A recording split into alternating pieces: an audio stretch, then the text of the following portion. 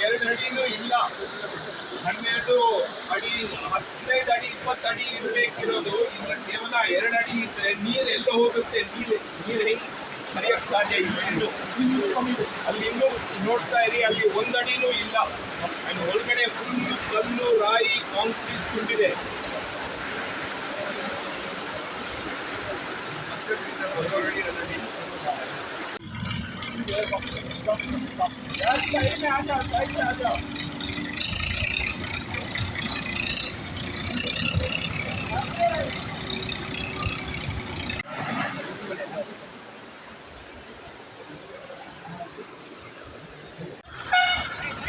ಅರವಿಂದ ಲಿಂಬಾವಳಿ ಅವರೇ, ಶಾಸಕರೇ, ನೋಡಿ ನಿಮ್ಮ ಬೆಳಂದೂರಲ್ಲಿ ಇವತ್ತು ನಾವೆಲ್ಲರೂ ಇಲ್ಲಿ ಇದ್ದೀವಿ.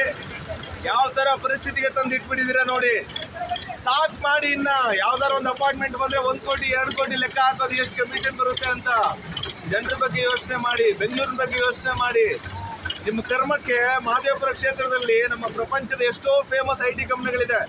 ಇವತ್ತು ನೀವು ನಮ್ಮ ಇಲ್ಲಿ ಬೆಂಗಳೂರಲ್ಲೇ ಮರ್ಯಾದೆ ತೆಗೆದಲ್ದೇನೆ ಇಡೀ ದೇಶದಲ್ಲೇ ಇಡೀ ಪ್ರಪಂಚದಲ್ಲೇ ಬೆಂಗಳೂರು ಮಾನನ ಹರಾಜ್ಗಾಗ್ಬಿಟ್ರಲ್ರಿ ನೀವು. ನಿನ್ನೆ ಮುಖ್ಯಮಂತ್ರಿಗಳು ಬಂದಿದ್ರು, ಬೊಮ್ಮಾಯಿ ಅವರು ಧೈರ್ಯ ಮಾಡಿ ಯಡಿಯೂರಪ್ಪನವ್ರಿಗೆ ಮತ್ತೆ ಬಿಜೆಪಿ ಸರ್ಕಾರಕ್ಕೆಲ್ಲ ಬೈದ್ರು. ಯಾಕಂದ್ರೆ ಹಿಂದಿನ ಸರ್ಕಾರಗಳಿಂದನೇ ಇವತ್ತು ಮಹದೇವಪುರದಲ್ಲಿ ಈ ಪರಿಸ್ಥಿತಿ ಅಂತ ಹೇಳಿ. ಸೊ ಹಿಂದಿನ ಸರ್ಕಾರಗಳು ಯಾವ್ಯಾವಿದ್ವು ಅಂತ ಲೆಕ್ಕ ಹಾಕೋಣ. 2006ರಲ್ಲಿ ಯಡಿಯೂರಪ್ಪನವರು ಉಪಮುಖ್ಯಮಂತ್ರಿಯಾಗಿ 2020 ಸರ್ಕಾರ ನಡೆಸಿದ್ರು. 2008ರಿಂದ 2013ವರೆಗೂ ಬಿಜೆಪಿದು ರಾಜ್ಯ ಕಂಡರಿಯದ ಭ್ರಷ್ಟಾಚಾರ ಮಾಡಿರೋ ಒಂದು ಸರ್ಕಾರ ಅಂತ ಹೇಳ್ಬೋದು. 5 ವರ್ಷ ಆವಾಗಿದ್ರಿ. ಆಮೇಲೆ ಕಾಂಗ್ರೆಸ್ ಬಂತು, ಆಮೇಲೆ ಮತ್ತೆ JDS ಕಾಂಗ್ರೆಸ್ ಅಂತೇಳಿ 1 ವರ್ಷ ಇದ್ರು. ಅದಾದ್ಮೇಲೆ 4 ವರ್ಷ ನೀವೇ ಇದ್ರಲ್ವಾ. ಲೆಕ್ಕ ಹಾಕಿದ್ರೆ ಇವತ್ತು ಕಾಂಗ್ರೆಸ್ JDS ಗಿಂತ ಜಾಸ್ತಿ 10 ವರ್ಷ ನೀವೇ ಅಧಿಕಾರದಲ್ಲಿದ್ದೀರಾ. 16 ವರ್ಷದಲ್ಲಿ 10 ವರ್ಷ ಬಿಜೆಪಿ ಸರ್ಕಾರ ಆಡಳಿತ ಇಲ್ಲಿ ಇದ್ರೂ ಇವತ್ತು ನರಕ ತಂದಿಟ್ಟಿದ್ದೀರಾ. ಅರವಿಂದ ಲಿಂಬಾವಳಿರ 15 ವರ್ಷ ನೀವಿಲ್ಲಿ ಶಾಸಕರಾಗಿ ಬಂದಿರೋದು. 15 ವರ್ಷದಲ್ಲಿ ಏನ್ರಿ ನಿಮ್ ಸಾಧನೆ? ಬರೀ ರಿಯಲ್ ಎಸ್ಟೇಟ್ ಮಾಫಿಯಾನ. ಗೋಮಾಳ ಜಾಗ ಬಿಟ್ಟಿಲ್ಲ, ರಾಜಕಾಲುವೆ ಜಾಗ ಬಿಟ್ಟಿಲ್ಲ, ಕೆರೆಗಳನ್ನ ಬಿಟ್ಟಿಲ್ಲ. ಇನ್ನು ಹುಡುಕ್ತಾ ಇದ್ರೆ ಯಾವ್ದನ್ನ ನಾನು ಒತ್ತುವರಿ ಮಾಡ್ಲಿ, ಯಾವ್ದನ್ನ ಇನ್ನು ನುಂಗಾಕ್ಲಿ ಅಂತ ನೀವು ಲ್ಯಾಂಡ್ ನ ಒಂದು ಶಾರ್ಕ್ಗಳಂತ ಏನ್ ಹೇಳ್ತಾರಲ್ಲ, ಅಷ್ಟು ಒತ್ತುವರಿಗಳನ್ನ ಮಾಡಿಸಿ ಅಷ್ಟು ನೀವು ಕೋಟಿಗಳನ್ನ ಸಂಪಾದಿಸಿ ಏನ್ರಿ ಮಾಡ್ತೀರಾ? ನಾಳೆ ನಿಮ್ಮ ಮಕ್ಕಳೇ ಈ ರೋಡಲ್ಲಿ ಓಡಾಡಬೇಕಾದಾಗ ಏನ್ ಮಾಡ್ತೀರಾ? ಮೊದಲು ನೀವು ಬಗೆಹರಿಸಿ ಜನರ ಸಮಸ್ಯೆಗಳನ್ನ. ಎಲ್ರಿ ಇದ್ದೀರಾ ನೀವು? ಬೆಳಗ್ಗೆಯಿಂದ ನಾವು ಬೆಳಂದೂರು ಮಹದೇವಪುರ ಕ್ಷೇತ್ರದಲ್ಲಿ ಇವತ್ತು ಜನರ ಸಮಸ್ಯೆನ ಆಲ್ಸಕ್ ಬಂದಿದ್ದೀವಿ. ಎಲ್ಲಿದ್ದೀರಾ ನೀವು? ಕಾಣಿಸ್ತಾನೆ ಇಲ್ಲ ಇವತ್ತು ನೀವು ಕ್ಷೇತ್ರದಲ್ಲಿ. ಕ್ಷೇತ್ರದ ಜನತೆ ಜೊತೆಗೆ ಇವತ್ತಿರ್ಬೇಕಾಗಿತ್ತು ಅಂತ ನೀವು ಎಲ್ಲಿದ್ದೀರಾ ಇವಾಗ?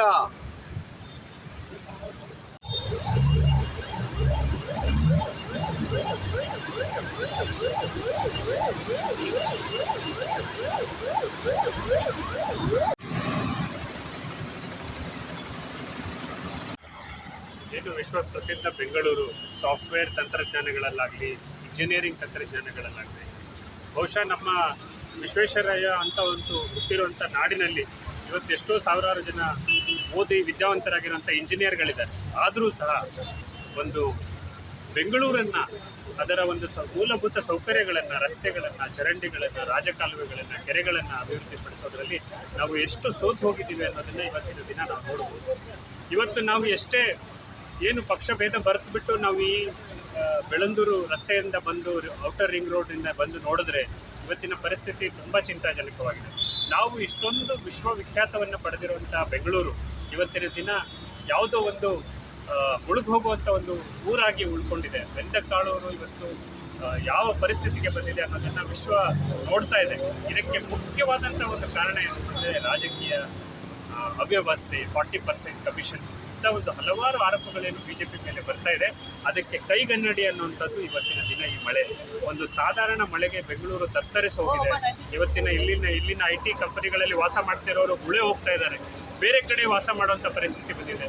ಹಲವಾರು ಜನರಿಗೆ ಆಶ್ರಯವನ್ನು ಕೊಟ್ಟಿರುವಂಥ ಬೆಂಗಳೂರು ಇವತ್ತಿನ ದಿನ ನಿರಾಶ್ರಿತರಾಗಿದೆ. ಇಂಥ ಒಂದು ಸರ್ಕಾರಗಳನ್ನು ಕಿತ್ತೊಗೆಯೋ ತನಕನೂ ಸಹ ಬೆಂಗಳೂರು ಉದ್ಧಾರ ಆಗಲಿಕ್ಕೆ ಸಾಧ್ಯ ಇಲ್ಲ ಅಂತ. Now you're arguing with me. Allah, you tell me what provisions of law you have violated over there? How can you prevent anyone from coming around over there? Just because your MLA has told you, not all of us? How do? That is not an ನೋಡಿ sir ಅದು This is a free country, we can travel anywhere. ನಮಗೆ prevent ಮಾಡಬೇಡಿ ನಾವು. Political ಪಾರ್ಟಿಗೆ ಜನ ಅಲ್ವಾ ಅವರು? Sir ನಾವು ಜನ no you can't prevent us. Unconstitutional ಕೆಲಸ ಮಾಡ್ತಾ ಇದ್ದೀರಾ ನೀವು. ಡೋಂಟ್ ಇವನ್ ಟೆಲ್ ಅಸ್ ಈ ಕಡೆ ಬರಬಾರ್ದು ಆ ಕಡೆ ಬರಬಾರ್ದು ಅಂತ. ಲೋಕಲ್ಸ್ ಮಾತಾಡ್ತಾರೆ, ನಾವು ಮಾತಾಡ್ತೀವಿ ಲೋಕಲ್ಸ್ ಹತ್ರ. Don't act with the behest of your MLA. ಒಂದು ಸರ್ತಿ ಹೇಳಿದ್ರಿ, I heard you. Don't keep on repeatedly telling me. ಹೌದು ಮತ್ತೆ ದಿಸ್ ಇಸ್ ಫ್ರೀ ಕಂಟ್ರಿ, ಯಾರು ಎಲ್ಲಿ ಬೇಕಾದ್ರೆ ಓಡಾಡ್ಬೋದು. ಇದೆಲ್ಲ ನೋಡಬಾರ್ದು ಅಂತ ಇದೀವಿ ನಾವು. ಏನೇನು ನಾವು law and order problem create ಮಾಡ್ತಾ ಇದೀವಲ್ಲ ನಿಮ್ಗೆ ಅಲ್ಲಿಗೆ. ಏನ್ ಪ್ರಾಬ್ಲಮ್ ಕ್ರಿಯೇಟ್ ಆಗಿದೆ? ಯಾರು ಸ್ಟೋನ್ ಪೇಂಟಿಂಗ್ ಮಾಡ್ತಾರ? ಯಾರ ಘೋಷಣೆ ಹಾಕಿದಾರೆ ಅಲ್ಲಿಗೆ? ಅವ್ರು ಅರೆಸ್ಟ್ ಮಾಡಿ ಅವ್ರನ್ನ ಯಾರು ಗಲಾಟೆ ಮಾಡಿದ್ರು ಅವ್ರು ಮಾಡಿ ನಮ್ಮ ಕಾಣ ಸುಮ್ಮನೆ ಇರ್ತಿದ್ವಿ. ನಾವು ಏನಾದ್ರು ಮಾತು ಕೂಡ ಆಡೋದ್ವಾ?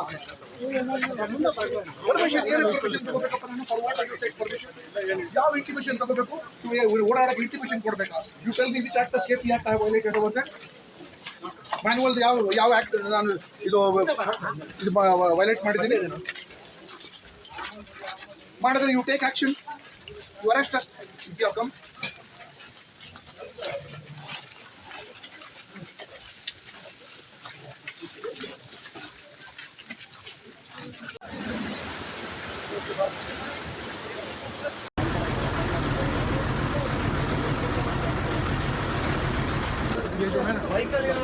ಬನ್ನಿ ಸರ್, ಹಿಡ್ಕೊಂತೀನಿ ಬನ್ನಿ. ಇಲ್ಲ, ಯಾಕಂದ್ರೆ ಈ ಗಿಡಗಳು ಹಿಂದೆ ಬೆಳೆದಿರೋ ಗಿಡಗಳ ಹಿಂದೆ ಇದ್ರೆ ಮಳೆ ನೀರಿಂದ ಒಳ್ಕೊಂಡು ಬಂದಿರೋ ಗಿಡಗಳ ಇದನ್ನ ಕ್ಲೀನ್ ಮಾಡ್ಲಿಕ್ಕೆ ಒಂದು ವಾರದಿಂದ ಜನ ಒದ್ದಾಡ್ತಿದ್ದಾರೆ. ಇದನ್ನ ಎತ್ತಾಕ್ಲಿಕ್ಕೆ ಅವ್ರಿಗೆ ಯೋಗ್ಯತೆ ಇಲ್ಲ. ಈ ಕೆರೆನ ಕ್ಲೀನ್ ಮಾಡಿ ಸರಿಯಾಗಿ ಮಾಡಿಸ್ಲಿಕ್ಕೆ ಈಗಾಗಲೇ 54 ಕೋಟಿ ರೂಪಾಯಿ ಖರ್ಚಾಗಿದೆಯಂತೆ. ನಿಜ ಹೇಳಿದ್ರೆ ಇಲ್ಲಿ ನಿಂತು 2-3 ನಿಮಿಷನೂ ಆಗಿಲ್ಲ. ಇಲ್ಲಿ ವಾಸನೆ, ಇಂಥ ಗಬು ವಾಸನೆ ಇದೆ ಅಂದರೆ ಇಲ್ಲಿ ಜನ ಹೇಗೆ ವಾಸ ಮಾಡ್ತಿದ್ದಾರೆ ಅಂತ ಆಶ್ಚರ್ಯದ ವಿಷಯ. ಇದೇನು ದೊಡ್ಡ ವಿಷಯ ಅಲ್ಲ. ನಿಜವಾಗ್ಲೂ ಮನ್ಸು ಮಾಡಿದ್ರೆ ಇಲ್ಲಿ ಸುತ್ತಮುತ್ತ ನೀವು ನೋಡಿ, ಅಲ್ಲಿ ದೂರ ತೋರಿಸಿ. ಒಂದು ಇದು ಮಳೆ ನೀರು ಅಲ್ವೇ ಅಲ್ಲ. ನಿಮ್ಮ ಕ್ಯಾಮ್ರಾನಲ್ಲಿ ನಿಮಗೆ ಆ ವಾಸನೆ ಬರಲ್ಲ. ಅಲ್ಲಿ ಇರೋ ಅಪಾರ್ಟ್ಮೆಂಟ್ಸ್ ಎಲ್ಲ ಅವರ ಸುವೆಜ್ಜು ಇದೇ ಕೆರೆಗೆ ಬಿಡ್ತಾ ಇರಬೇಕು. ಇಲ್ಲದೇ ಇದ್ರೆ ಈ ವಾಸನೆ ಸುಮ್ಮನೆ ಬರಲ್ಲ. ಏನಂತೀರ, ಮಳೆ ನೀರು ಸ್ವಚ್ಛವಾಗಿರುತ್ತೆ. ಇದನ್ನ ನೋಡಿದ್ರೆ ಕಪ್ಪಿದೆ. ಏನಾದ್ರೂ ಇಲ್ಲಿ ನೋಡಿ ನೊರೆ ಹೆಂಗ್ ಬಂದಿದೆ. ಇಡೀ ಪ್ರಪಂಚದಲ್ಲಿ ಜನ ಗೇಲಿ ಮಾಡ್ತಾರೆ. ಬೆಂಗಳೂರಿನಲ್ಲಿ ಇದು ಬೆಳಂದೂರು ಕೆರೆಯಲ್ಲಿ ಒಂದ್ಸತಿ ಬೆಂಕಿ ಹಚ್ಕೊಂಡಿತ್ತು. ಇನ್ನೊಂದು ಸಲ ಇದೆ ನೊರೆ ಬಂದ್ಬಿಟ್ಟು ರಸ್ತೆ ಮೇಲೆಲ್ಲ ಬಂದ್ಬಿಟ್ಟು ಒಂಥರ ಈ ಸ್ವಿಟ್ಜರ್ಲೆಂಡ್ನಲ್ಲಿ ಆಲ್ಪ್ಸ್ ಮೌಂಟೇನ್ಸ್ ಮೇಲೆ ಸ್ನೋ ಬೀಳುತ್ತಲ್ಲ, ಅದೇ ಥರ ಈ ನೆರೆ ತುಂಬಿಕೊಂಡಿತ್ತು.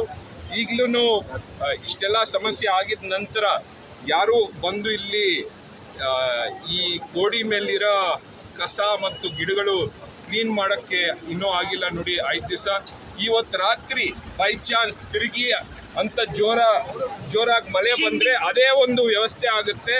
ನಮ್ಮ ಮುಖ್ಯಮಂತ್ರಿ ಮತ್ತು BJP ಸರ್ಕಾರ ಕಾಂಗ್ರೆಸ್ ಮಾಡ್ತಾ ಇದೆ ಅಂತಾರೆ. ಕಾಂಗ್ರೆಸ್ ಮಾಡಿರೋ ತಪ್ಪು ಅಂತಾರೆ. ಅವರು ಹೇಳಿದ್ ನೋಡಿದ್ರೆ BJP ಮಾಡ್ತಿರೋ ತಪ್ಪು ಅಂತಾರೆ. ಒಟ್ಟಿನಲ್ಲಿ ಸಮಸ್ಯೆನಲ್ಲಿರೋದು ಕೇವಲ ಜನಸಾಮಾನ್ಯರು. ನಾನು ಈಗ ತಾನೇ ಹೇಳುತ್ತಿದ್ದೆ, ನಾವು ಅಸಹಾಯಕರ ಥರ ಇನ್ಮೇಲೆ ಇರಬಾರ್ದು. ನಮ್ಮ ಭವಿಷ್ಯ, ನಮ್ಮ ನಗರ, ನಮ್ಮ ಮಕ್ಕಳ ಏನಂತೀರ ಒಂದು ಆರೋಗ್ಯದ ವಿಷಯ ಬಗ್ಗೆ ನಾವೇ ಯೋಚನೆ ಮಾಡಿ ಕರೆಕ್ಟಾಗಿ ತೀರ್ಮಾನ ತಗೋಬೇಕಾಗುತ್ತೆ. We are here in Bangalore at one of the spots where which caused a major portion of flooding. We are seeing and hearing a lot of people saying that there's nothing that could be done because this was God-made disaster. If you come here and see what has happened, it is certainly not doing of God but doing of man.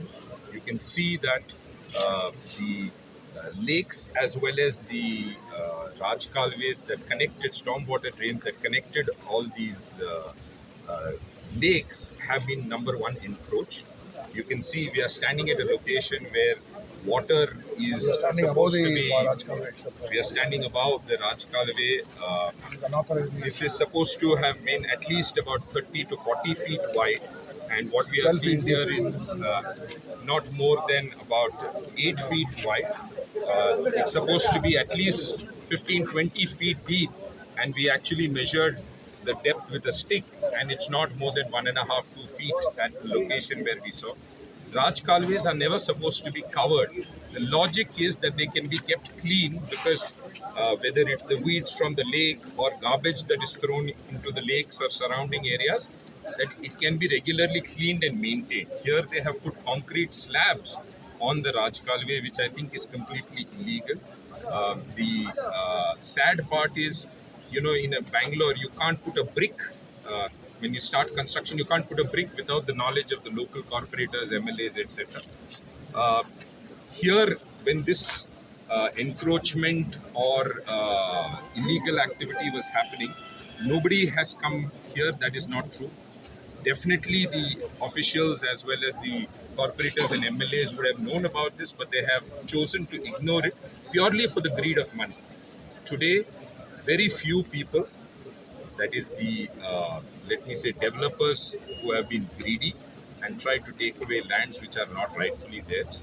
Officials and elected representatives, whether it's corporator, MLA, MP, it does not matter. Over years, this has not happened overnight. This has happened over years. It does not matter which party you belong to. It is not who is wrong, it is what is wrong. This is causing thousands of people to suffer. Unfortunately, people come to Bangalore or, Bangaloreans buy these properties from real estate developers looking at a document. They would not know where the lake is, where the Raj Kalwe is, and they are made to suffer. I think very strict action needs to be taken against, number one, the elected representatives, because I think the responsibility should start there. Number two, the officials who have allowed this kind of encroachment. You can see there is no desilting done for years. Maybe this drain was initially 20 feet, but today you can clearly see that it's not more than 7-8 feet in the deepest part, and in some parts it's 2 feet depth. So you have to go after the officials. And lastly, the real estate mafia and the developers who have purely for the greed of money encroached what was public lands.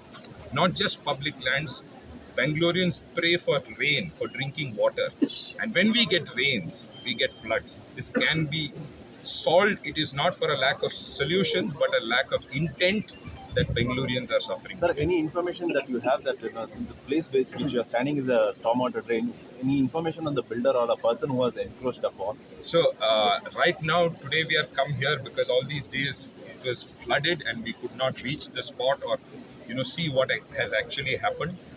This is there. I mean, you don't even have to walk the track. If you do a satellite image, you will see where water was supposed to flow from one lake to another. And if anybody, irrespective of who it is, if anybody has encroached these lands, immediate action needs to be taken, and not just breaking the encroachment.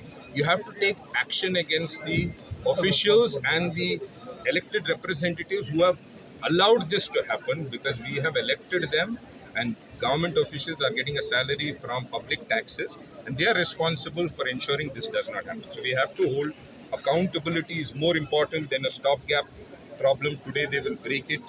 Next time there is a rain, we will be back in square one. We need to find a permanent and a lasting solution. How would Aam Aadmi respond to the people who have been affected here, and what are the promises that you want to make?